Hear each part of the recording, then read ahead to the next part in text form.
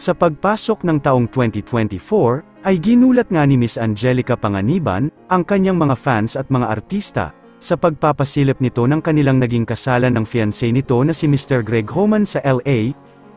Ang nasabing kasalan ay dinaluhan naman ng mga malalapit na kaibigan nito at kabilang nga dito sila Kim at Bella Padilla. Patuloy na mananalig at maniniwala sa pag-ibig, sa kabila ng lahat, ang pagmamahal pa rin ang kakapitan.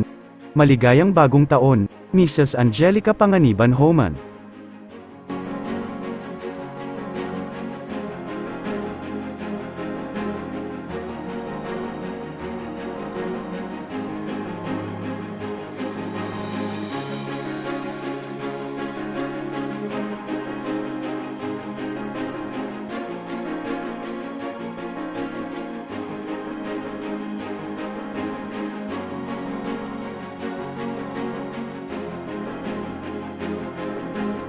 Samantala kaagad din naman na nag-react, ang mga artista at sikat na personalidad sa kasalan nila Angelica at Mr. Greg Homan, kakaiba din ang date na napili nilang dalawa.